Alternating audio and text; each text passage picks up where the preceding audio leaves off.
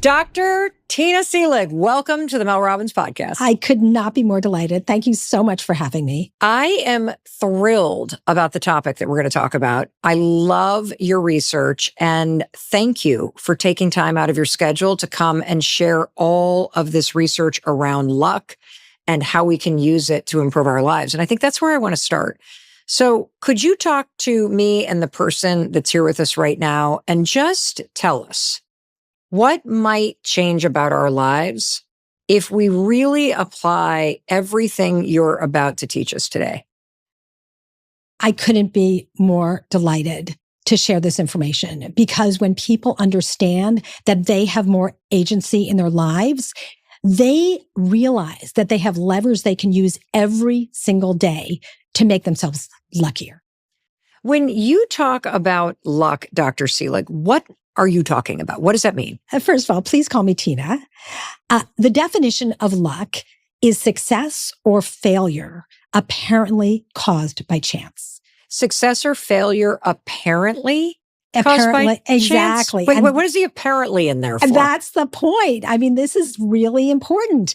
The word apparently, it looks on the surface as though it's chance, but really underneath, there are things that you have done to tempt good luck your way.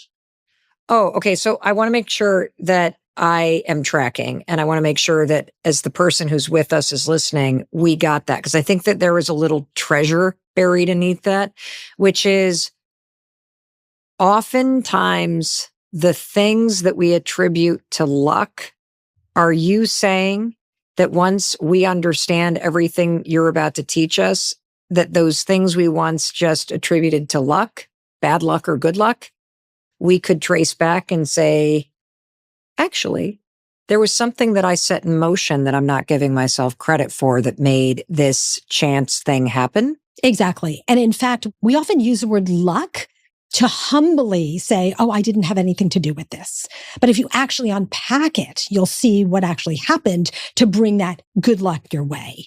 Or people don't understand the things they did to make themselves luckier. And so what I've been doing is unpacking all the things that are in that apparently to show the things that people actually are doing to make themselves luckier.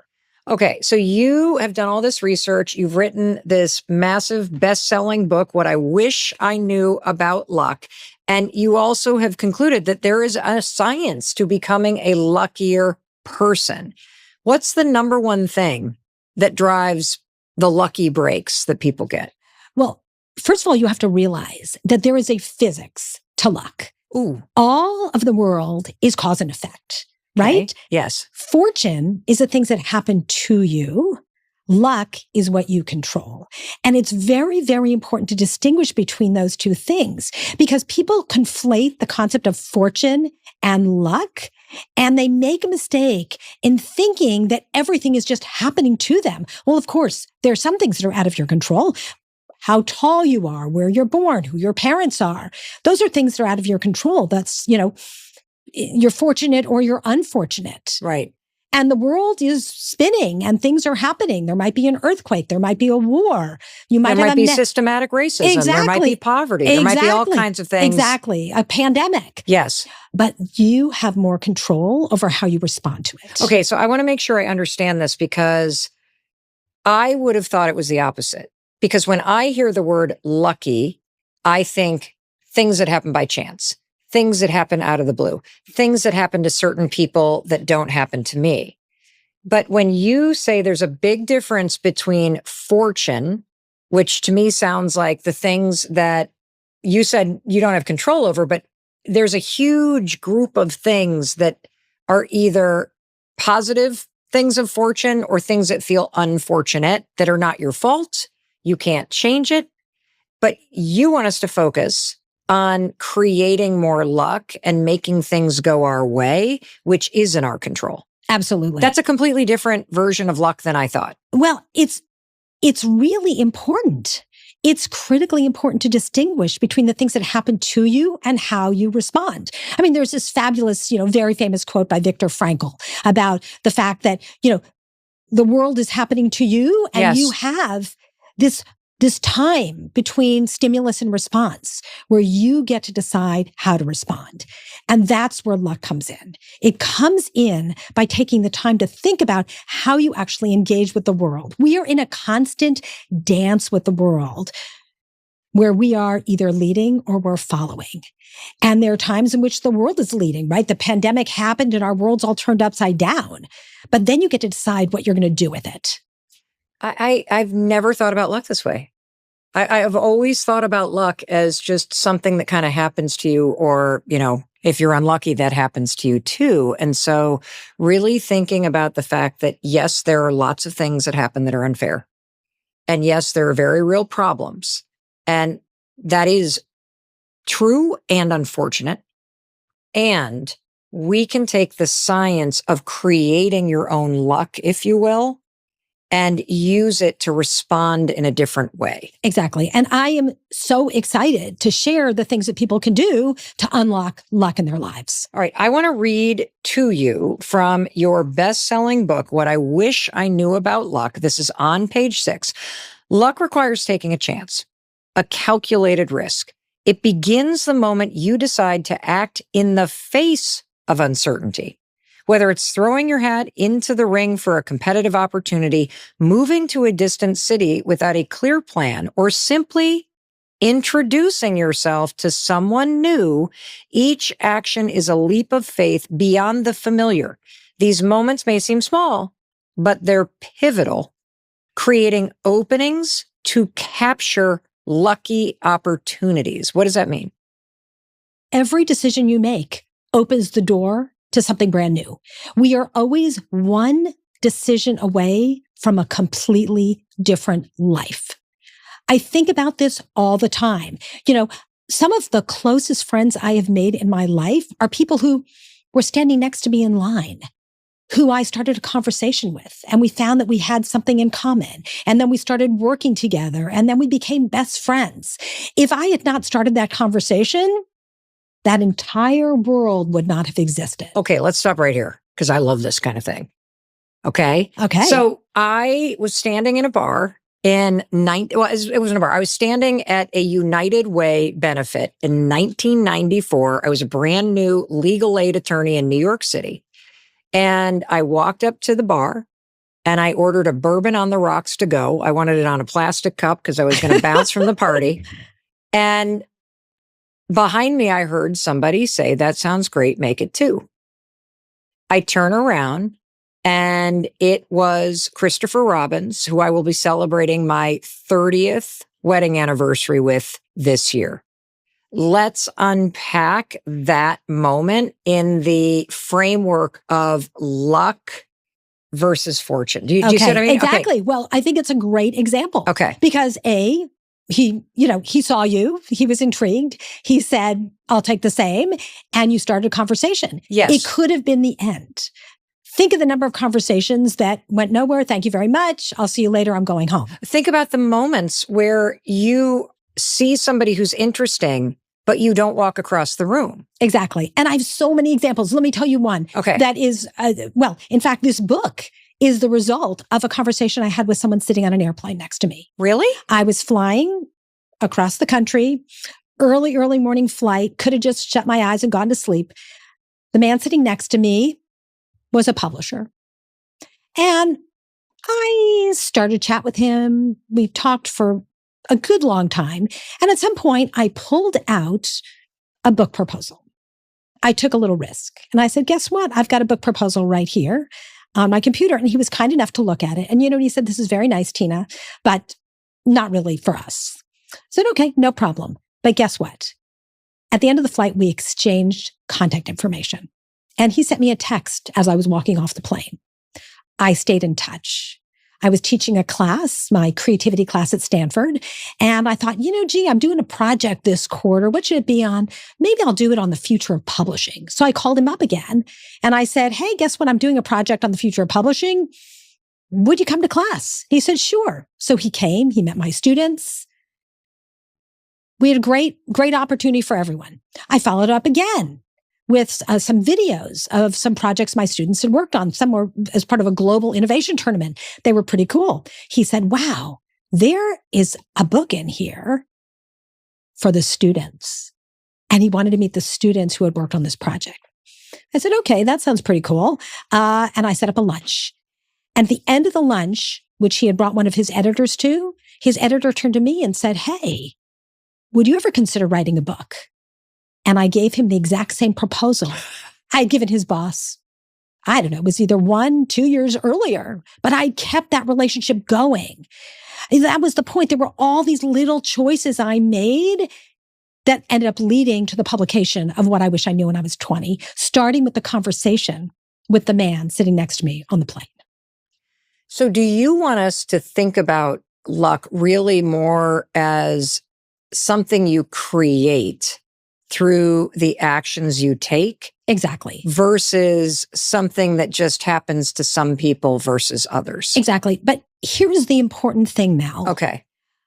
Luck is ubiquitous. What does that mean? Opportunities are ubiquitous. Opportunities are like the wind, but you need a sail to catch it.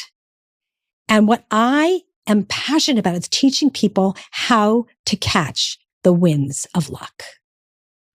So I would love to have you, Dr. Seelig, just speak to the reality for some people that opportunities don't feel ubiquitous, and they historically haven't been ubiquitous if, let's say, you're being discriminated against, or you are in a situation where something through no fault of your own, you're being sexually harassed at work, or there's very serious problems that people are facing, right? And so they might hear this research, which I think could be very helpful in how you respond to things that are very real.